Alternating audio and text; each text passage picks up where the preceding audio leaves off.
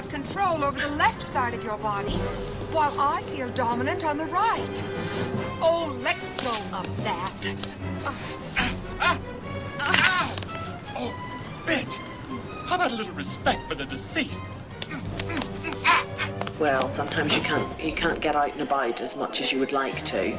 You're stuck in for some reason, like I'm stuck in today. And then, yes, you get bored and you get fed up with looking at the same four walls. He's gonna do it. He's gonna do it. Here he goes. Do it. Do it.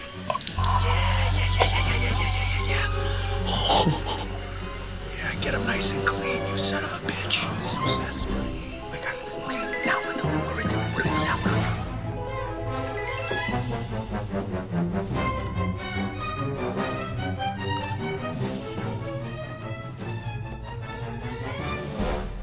Hey, how are you? Back again with more of the Cinemaniacs. We say Cinemaniacs plural because I'm a Cinemaniac, you're a Cinemaniac, he's a Cinemaniac, she's a Cinemaniac, we're all Cinemaniacs. Back to talk about films, flicks, flammery, and all kinds of other wonderful motion picture odysseys. We have a decent number this week, so I should probably get right to it. Gonna jump on over to this camera because that's what we do now because we're fancy and tricky and stuff like that. And frankly, honestly, because I just didn't want to look into one camera and have you look at this mug from one angle the whole time. First up, we have a film starring Mads Mikkelsen. He played Le Chiffre in the Daniel Craig version of Casino Royale. He stars as a man who is out on his own in a frozen tundra trying to survive when all seems to be lost in the Arctic.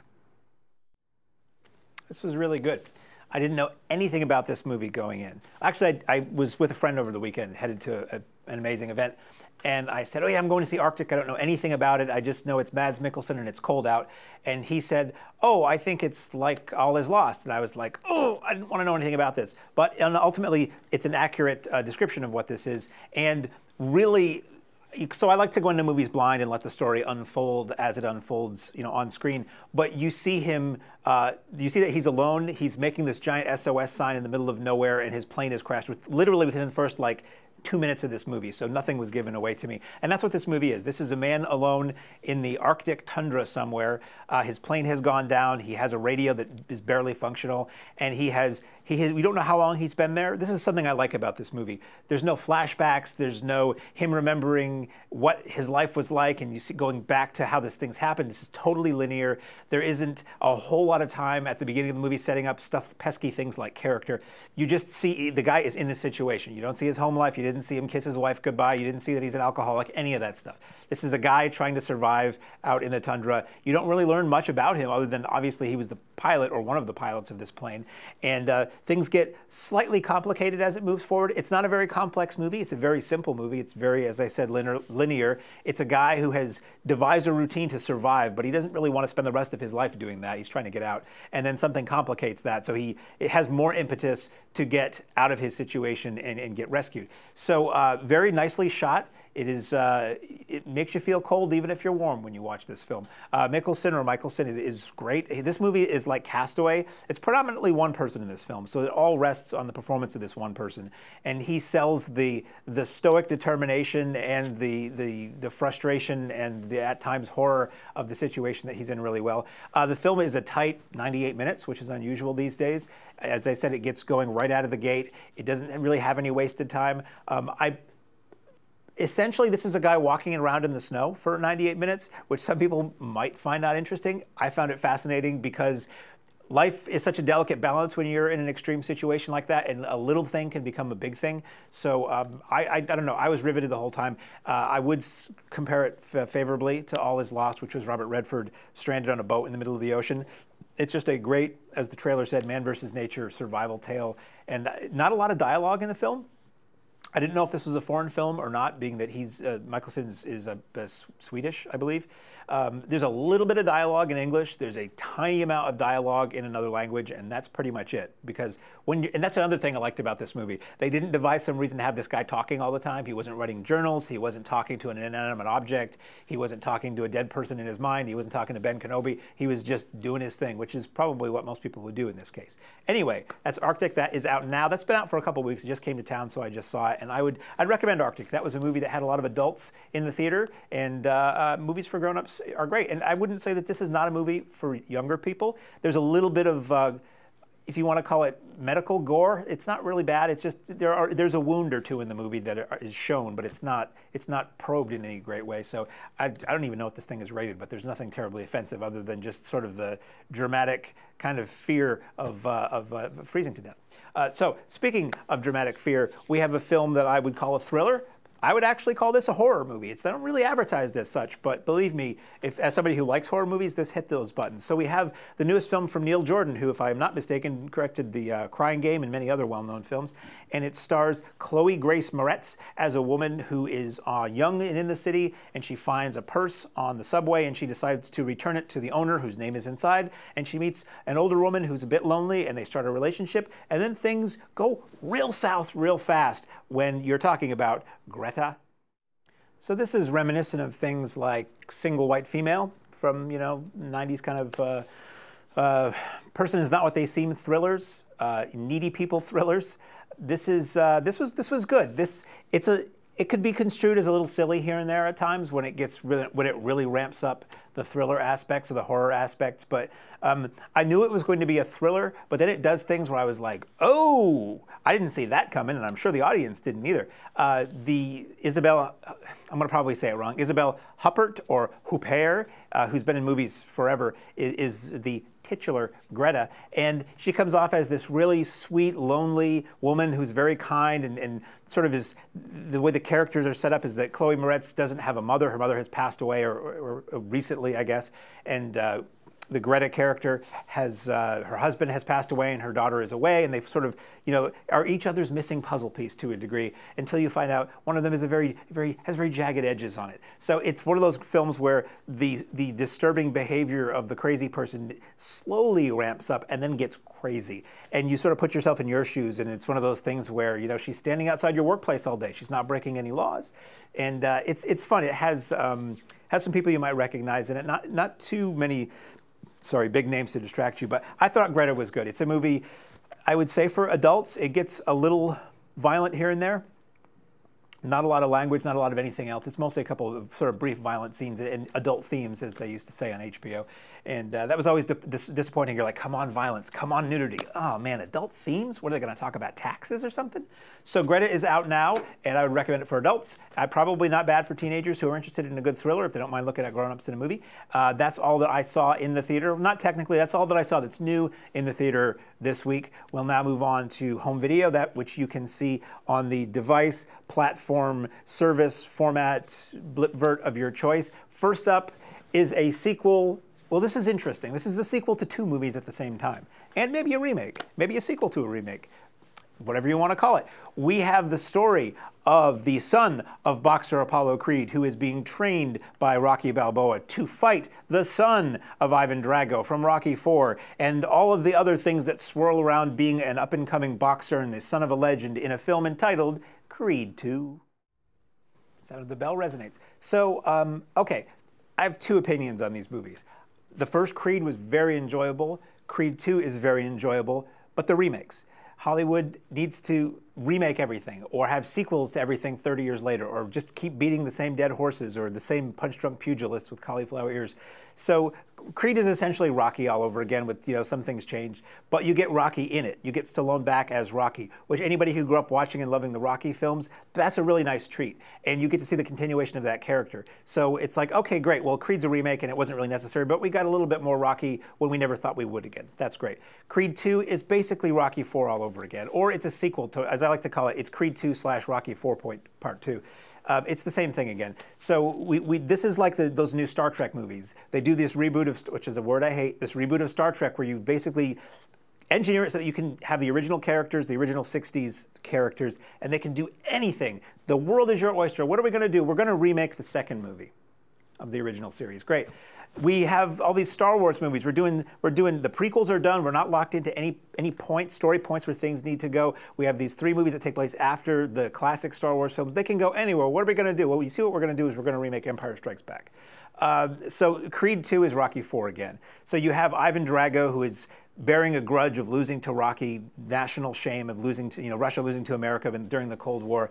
He has raised a son hateful to take on somebody in America and beat them and win the title and make Drago a wonderful name in Russia again. And then you have, Adonis Creed, son of Apollo Creed, who was killed by Ivan Drago in Rocky 4, and Rocky telling him, "Don't do it, but I'll train you if you decide to." And in this movie, instead of training out in the snow, they train in the desert, and it's totally different. Everybody in it is fine. Again, it's a good movie. If you don't have these hang-ups or a sense of film history like I do, it's an entertaining movie. The best part of this movie for me was very, very short. It was set up in one of the last original Rocky films that Rocky Balboa now owns a restaurant. And you see the scene where Ivan Drago now walks into the restaurant and wants to talk to Rocky. And they have this too short for me interaction. And that's where my mind was like, this is the movie I want to see. It'll be boring, but I want to see these two old men who hated each other and have all this baggage from 30 years ago. What is their conversation that they have when they run into each other now? That's what I like so much about the YouTube series Cobra Kai, which is essentially the Karate Kid sequel series, is you get these two people who hated each other a long time ago, and they have to interact now. And how does that go now that they've got a lot of years and life experience on them? Ultimately, this is a boxing movie, though, and you get the boxing matches, and they're good boxing matches, and you get the training montage, and you get the drama, and you get bits and pieces from the other Rocky movies kind of retooled to be in the life of Adonis Creed. One thing I will say is that these movies want to be their own thing. If they want to be their own thing, they have to leave go the old movies. You can't be bringing back characters from the old movies. You've got to let Rocky go out of these things. And most of all, you need your own theme song. With the big moment in this movie where the crowd wants to be on their feet, the Rocky theme kicks in. And I'm like, yeah, but that's the theme for the guy who's sitting outside the ring. How about Adonis Creed has a theme that makes everybody riled up and that people are still going to be whistling and using as motivation when they're exercising 40 years from now? I kind of think that's not going to happen, but I think it probably should. These movies, if they're making a third one, are they going to bring back Mr. T? I'm going to put $2 off to the side of this monitor and tell you that they're going to somehow touch one of the other movies to make the next Creed film. But anyway, nobody cares about that crap that I'm saying. People like these movies. They are good movies. They're good boxing movies, which you don't really get anymore. And Creed 2 is fine if you don't have, hang-ups and baggage and a memory that goes back more than 5 years like I do. So if you like boxing, speaking of boxing, here's a little something for you we've dug out of the archives, and we'll cleanse the palate with this.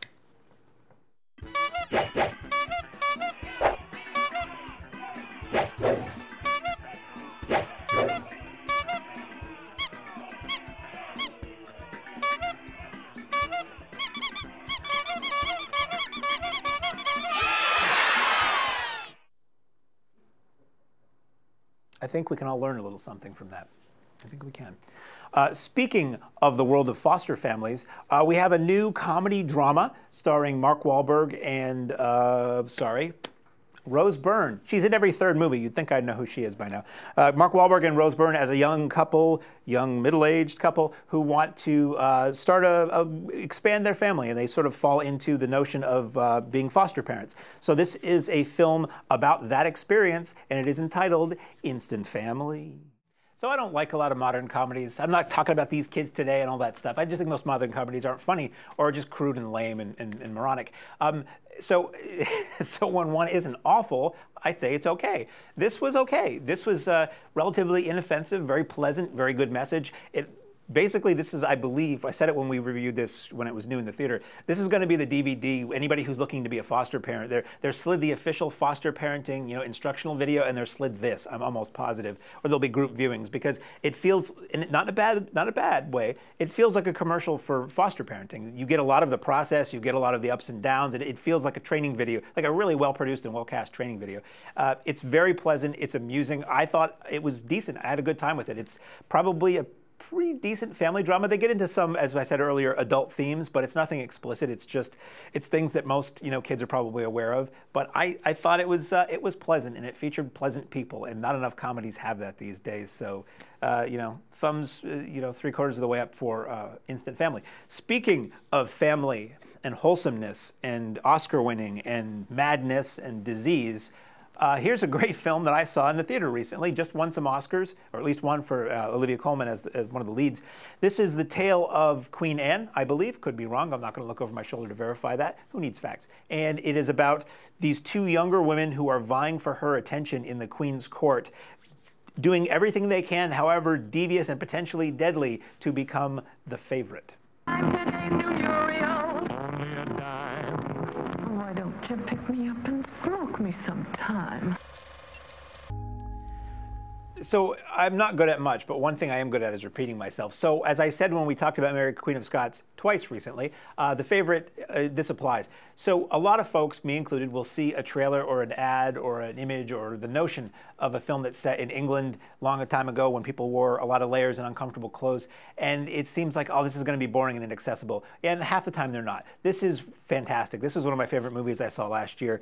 You have this queen who is desperately lonely and on the verge of madness with various diseases, and you have Rachel Weisz, who's her sort of confidant and right-hand woman, so to speak, and then Emma Stone shows up and tries to weasel her way in, and it's deliciously malevolent and scheming and backbiting and plotting to try to, get the upper hand and become the Queen's, best friend and everything like that. It's wonderfully shot, gorgeously shot in these giant rooms with these really wide-angle lenses that let you see almost 3 out of the 4 walls at a time. It goes in places I never expected. It's very, very funny. It's very sad. It's dramatic. It's a little creepy on occasion. I thought The Favorite was absolutely amazing. Olivia Colman's great. She's been great forever. Weisz and Stone are great. You have a cast member whose name I don't recall, unfortunately, but he is both in this and Mary, Queen of Scots. So I always tell people, watch these movies close together because they're very similar in many ways. And you have this guy who sort of almost performs the same function in both movies, but slightly different. He doesn't have an easy time in either film. That's his lot in life is to be the poor man's Heath Ledger and be manipulated by royal ladies. So The Favorite is out now on video, or out on Tuesday, and I thought it was kind of great. Speaking of movies that are coming out on Tuesday, might not throw the word greatness around with this one. We have a creepy horror movie, which is about a woman who's recovering from substance abuse and past trauma, who takes a job, former police officer, who takes a job as a morgue attendant in the city hospital, which is actually Boston City Hall. They don't call it that. It's Boston City Hospital or Boston Metro or something like that. And weird, creepy things happen as a result of, what's it called? Yes, as a result of the possession of Hannah Grace. I went into this film blind. I could see. I just went into this film not knowing anything other than the title, and I assumed, I'm like, oh, here's another Exorcist knockoff. Why do they keep making these movies? If you can't go better than The Exorcist in a possession movie, why bother? And then I was shocked to find that the exorcism part of this movie is like the first 5 minutes, and that's it. And I'm like, oh, so this, I have no idea where this is going to go now. So as I said, what you have is somebody who's a troubled new morgue attendant alone overnight in a graveyard shift, and things start going weird. Basically, to give something little away that the trailer already did, the exorcism happens to this young woman who's possessed. Her body goes to the morgue, and then the body basically comes back to life and wants to kill people. I don't know what it was. So I think a lot of people, horror fans don't like this movie. I think it's because it's far more of a slow burn suspense atmosphere picture than it is an exorcism film or a possession film. Why they don't like it, I think, is why I thought it was okay. It has a great sense of atmosphere. It's very creepy. It's a very slow burn. It's not great. It's forgettable. I wouldn't necessarily recommend it to anybody strongly, but I think if you like creepy movies, if you go in blind, if you don't mind that it's not an exorcism possession movie, it's pretty creepy and effective, and it's a pretty neat locations they use in the film. The lead, Shay Mitchell, I thought was very good. I probably have a soft spot a little bit because it was shot, at least an exterior was shot in Boston. I have no idea what the inside of Boston City Hall looks like. So the outside of the building is so unique and retro futuristic looking. What they use for the interiors of this film, of the hospital where this is set, it almost feels like that would be the inside, but I really don't know. Anyway, that's out now on video. Your mileage may vary. Double it up with the Possession of Emily Rose or Exorcism of Emily Rose or whatever, or just watch The Exorcist and have a good time, because it's still the only good one. Exorcist 3 is good, actually. Watch that. It's not the same thing. So we now move on to my favorite part of the show, which is the Arrow Video Corner. Arrow Video, a UK-based company. Oh, right in the Wahlburger. Arrow is a UK-based company that now releases things in the US. Sometimes the same title, sometimes not. And they basically, to me, they're my criterion. They do really excellent new transfers and new deluxe editions of movies that might be classics, might not be classics, might be lost gems, might be weird cult movies, might be horror. They've really expanded the gamut from what I expected that they would be to much, much farther afield than what I expect, which is good. Now, the first thing I want to talk about is exactly the kind of thing that I would expect from them. We'll do this over here because then it's a little more intimate. So let me tell you a story. Back in 1974, year I was born, a man named Sonny Chiba, who is a Japanese actor, martial artist, action star, made a film called The Street Fighter, which was a very brutal, fun, slam-bang, kung fu action movie set in modern day in Japan. And it was the first, well, the ad campaign said the first film rated X for violence. It was a big hit. So you had Return of the Street Fighter and The Street Fighter's Last Revenge and a couple of Street Fighter movies. And out of the popularity of that came this side series that we're going to talk about here. Don't roll the clip yet. It's called the Sister Street Fighter series, where you had a young female martial artist in a series of, I believe, 4 films that spanned from about 74, 75 until 77, I believe. And in each of these films, she was out there taking names and kicking ass. And Arrow has now compiled all of these with a boatload of extras, and we have, now get ready, the Sister Street Fighter collection. So that's a clip that shows you essentially what this package is. It's trickier to, I usually try to pull trailers for the films we're talking about, but when you have a package that's multiple films, it's like, well, do you show the trailer for just the first one or for the one that you can find or the one that's the best quality? Arrow does these little things on YouTube called the Arrow Video Story, which is basically a sales video for what you get with this package, and this is a case where I felt like that was the best representation of it. Anyway, if you're watching on YouTube, you just didn't see that clip, so go do a search for Arrow Video Sister Street Fighter Collection and you'll see it. So, okay, I loved this. I love foo films. I love 70s movies. I love junkie exploitation stuff. That is that's what makes me happy in life. And this is that in a huge way. I like this. Okay, I haven't watched the Sonny Chiba Street Fighter movies in a while, but I had so much fun with these. I arguably liked these more than the Chiba films. They're nonstop. The action, they don't get let a lot of dialogue get in the way of the action in these films. Now, the first film is the only one that has a U.S. English dub on it. The rest are in Japanese with subtitles. But there's so little dialogue, relatively speaking, in these films versus so much amazing action. Who cares if you have to read the movie a little bit? So you have this young, energetic, amazing, acrobatic actress in the form of Etsuko Shiomi, who is the Sister Street Fighter through the whole film, the whole series. She's the same character in all of them. The rest of the characters kind of come and go. I think you might have 1 or 2 people who might play different characters over the series, or maybe it's a recurring bad guy. You do have Sonny Chiba in the first film, not playing the character from the Street Fighter movies, which is slightly confusing, but he's in it and he's furious and amazing, and he's in it a good chunk of that first movie, probably to help people transition with the guy they know as a Street Fighter so that the female could branch off into her own series. And basically, she is this person who people call up, I'm not 100% remembering if it's police or if she's a government agent or if she's just a fighter for hire, but people say, somebody's disappeared in Hong Kong or Japan, you have to go and find him. So she'll infiltrate the underworld of brothels or casinos or drug smugglers or whatever. The scenarios are crazy. They very much have like a manga feel to them where it's very comic booky. It's like the plots of the bad guys are nuts and the bad guys' henchmen are weird and crazy. Think like Jaws and James Bond or the guy with the pinchers in Live and Let Die or something like that. Oddball characters. And whenever a new foe shows up and starts doing his business in front of the Sister Street Fighter, the frame freezes and you get subtitles saying like the kind of weapon he's using or the kind of martial arts style he's using, which I thought was kind of amusing and informative at the same time. The transfers on these look amazing. The music is great. If you like the Waka Chicka guitar and funky tunes, like I want to go find the soundtracks to these now. There actually is a feature on one of these. This is a 2-disc set. One disc has the first film and a lot of the supplements, and the other disc has most of the rest of the films and even more supplements. And there are a couple where you get soundtrack sections where they just play it against stills, and that's really cool. So yeah, they're funny, they're insanely violent, they're crazy, they're acrobatic, they're unrealistic, they're everything I want in a 70s drive-in movie in 4 movies, and they're all good. Like, I watched all of these, and I was giggling, and just like, these movies are great. This made me so happy. You have extras with, you have a Sonny Chiba interview that they apparently did a very long career-spanning interview with him, and they've split it up over multiple Sonny Chiba movie releases. So this talks about, the period in his life when these movies were made and how I think they called it Japanese Action Team or something like that. It was basically like an acting school that trained people physically and acting-wise, and how the star of these films was somebody who came into that school and they helped make these films around her. You have the director of this film, who also directed a few other Chiba films, the producer, the writer. You have I think you have an audio commentary on one of these. The extras are a lot. I haven't made it through all the extras yet, but at any rate, I loved the Sister Street Fighter collection. This made me extremely, extremely happy. So it is out this week on video wherever finer Blu-rays are sold, and I can't recommend it enough. Now we'll swing on over for one more film, also female themed, female in the title at the very least. This is about a guy and a lady with a weird hat. It's not Lidsville.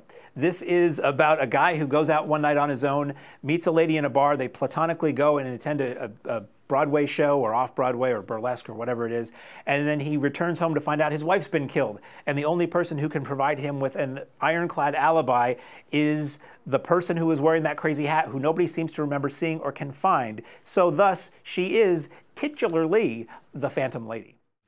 So again, I'm used to, in my head, Arrow is a company that takes weird old horror movies and 60s and 70s Italian westerns and Japanese stuff, and now I see them putting out noir films that were released originally by major US studios like Universal for this film and Columbia and things like that, where you had movies like So Dark the Night and the other films we talked about in the last couple of weeks. And I'm loving it. I love noir movies. So this is a new genre Arrow is bringing into my house, you know, once a month for however long they do these, and it's great. This is a movie that I did not remember until it hit a certain scene. I had seen this once before, I think on TNT or AMC a long time ago, and it's a film noir movie. It's a good dark mystery. It's gorgeously shot. These scenes of, you know, rain-soaked or rain-slicked New York streets at night with the street lights and the elevated trains and everything. It's delicious. So you have this guy who is, by all intents and purposes, pretty much a lock on going to jail for murdering his wife. Nobody believes him. He does everything he can to try to find somebody who remembers this woman he was with. She had a very distinctive hat. Nobody is saying who she was or wants to say who she was for some reason. And then he gets sent to jail, and presumably the chair not long after that. So his devoted secretary, who kind of has the thing for him, decides to take it upon herself to try to go out and do the legwork and shake down some, she becomes like her own little PI.